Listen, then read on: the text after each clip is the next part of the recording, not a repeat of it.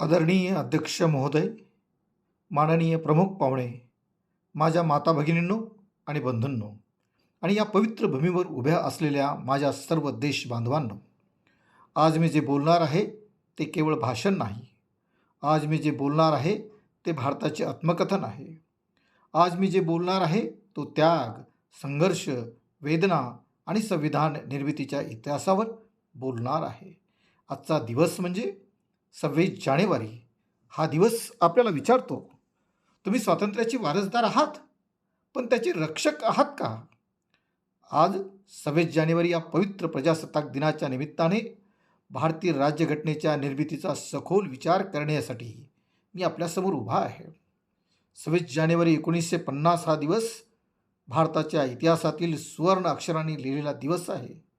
कारण याच दिवशी आपल्या देशात भारतीय राज्यघटना अंमलात आली आणि भारत एक सार्वभौम, समाजवादी, धर्मनिरपेक्ष, लोकशाही, प्रजासत्ताक राष्ट्र म्हणून उदयाच्या पटलावर उभा राहिला. परंतु हा दिवस उजाडण्यासाठी अनेक स्वातंत्र्यवीरांनी स्वतःचे बलिदान दिले. त्या सर्व स्वातंत्र्यवीर क्रांतिकारकांना विनम्र अभिवादन करतो. स्वातंत्र्य चळवळीचे अवलोकन करताना आपल्याला रक्तरंजित संघर्ष दिसतो. 1919मध्ये जालियनवाला बागेत भारतीय जनतेच्या छातीत गोळ्या झाडल्या गेल्या. त्या गोळ्यांनी फक्त शरीरे नाही तर गुलामीचा चेहरा फाडला. आणि याच जखमांमधून 1920मध्ये महात्मा गांधींनी असहकार आंदोलन सुरू केले. भारतीयांनी सरकारी नोकऱ्या सोडल्या, विद्यार्थ्यांनी शाळा कॉलेजवर बहिष्कार टाकला, वकिलांनी कोर्ट सोडली. ही केवळ आंदोलने नव्हती, हा ब्रिटिश सत्तेला दिलेला नैतिक धक्का होता. 1922मध्ये चौरी चौरा येथे हिंसा घडली. गांधीजींनी आंदोलन मागे घेतले तेव्हा अनेकांनी टीका केली, पण गांधीजी म्हणाले, स्वातंत्र्य हिंसेतून नव्हे तर चारित्र्यातून मिळते. हा क्षण भारतासाठी आत्मपरीक्षणाचा होता. 1927मध्ये सायमन आयोग भारतात आला, पण त्या आयोगामध्ये एकही भारतीय नव्हता. देश पेटून उठला. सायमन गो बॅक चे नारे घुमले. लालबहादूर शास्त्री, लाला लजपत राय रस्त्यावर उतरले. लाठीचार्ज झाला. लाला लजपत राय शहीद झाले. त्यांचे शेवटचे शब्द होते, माझ्या शरीरावरचा प्रत्येक घाव ब्रिटिश साम्राज्याच्या शवपेटीतील खिळा ठरेल. 1929मध्ये लाहोर अधिवेशनात पूर्ण स्वराज्याचा ठराव मंजूर झाला. 26 जानेवारी 1930 पहिला स्वातंत्र्य दिन साजरा करण्यात आला. हा दिवस आजचा प्रजासत्ताक दिन बनला. हा योगायोग नव्हता, ही इतिहासाची साक्ष होती. 1930 साली गांधीजी दांडी सत्याग्रह केला आणि मीठ उचलले. एक साध्या कृतीने ब्रिटिश कायद्याची अब्रू उतरवली. संपूर्ण देश उठला. स्त्रिया तुरुंगात गेल्या. शेतकरी, कामगार रस्त्यावर उतरले.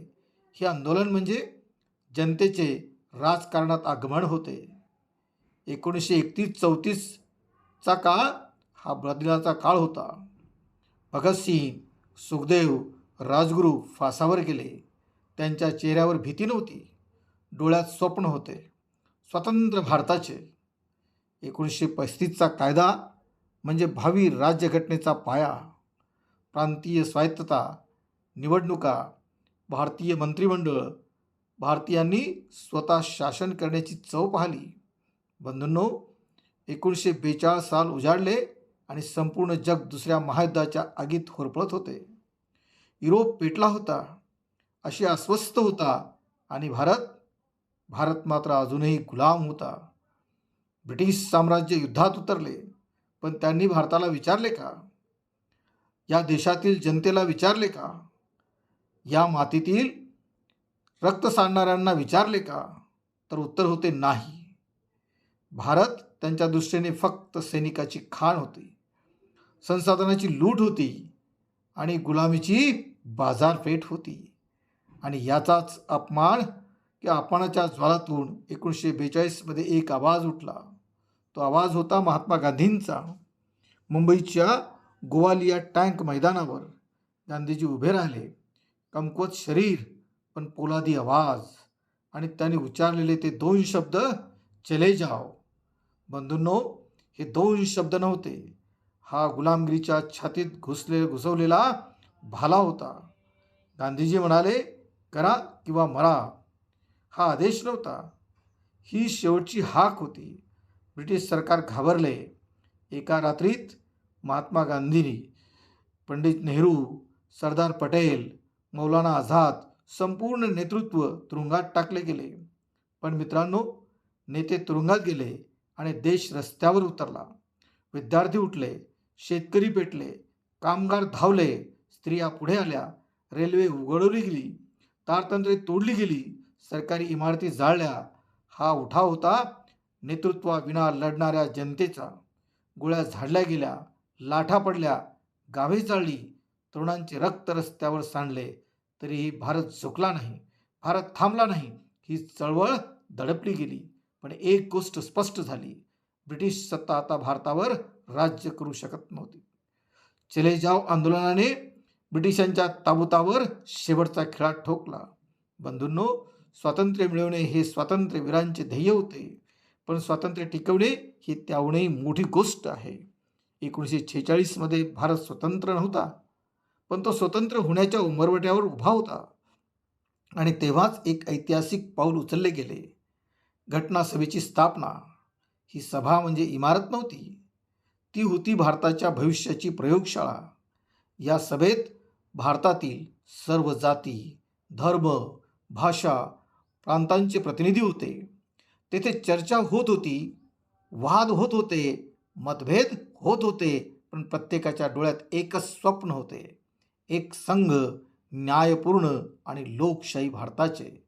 आणि या ऐतिहासिक क्षणी भारताला लाभले एक अद्वितीय व्यक्तिमत्व, डॉक्टर बाबासाहेब आंबेडकर, ज्यांनी स्वतः आयुष्यभर अपमान सहन केला, ज्यांना पाणी, मंदिर, शिक्षण नाकारले गेले.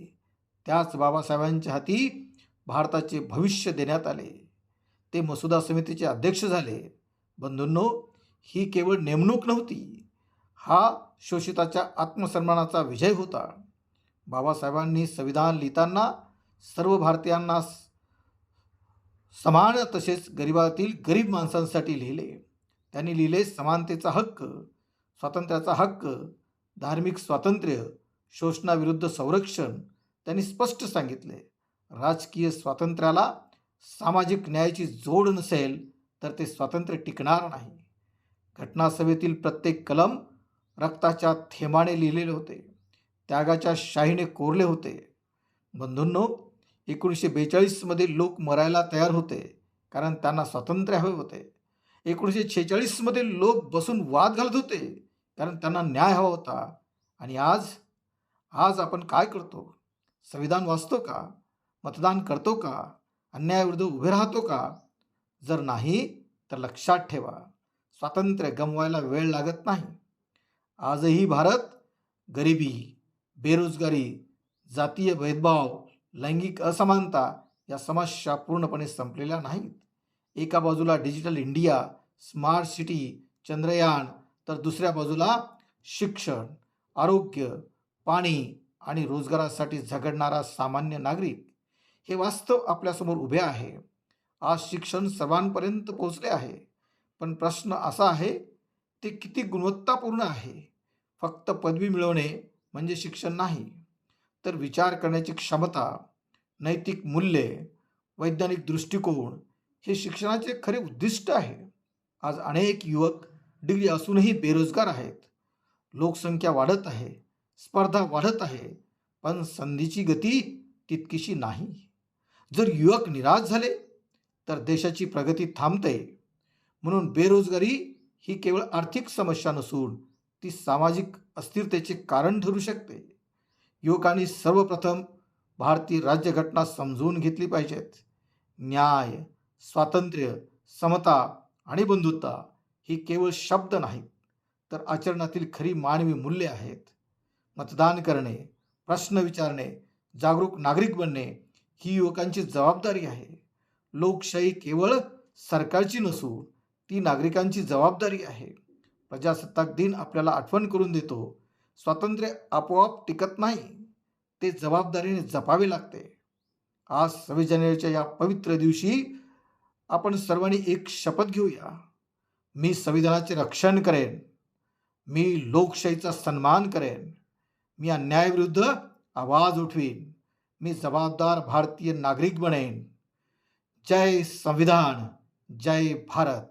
बोला भारत माता की जय. भारत माता की जय.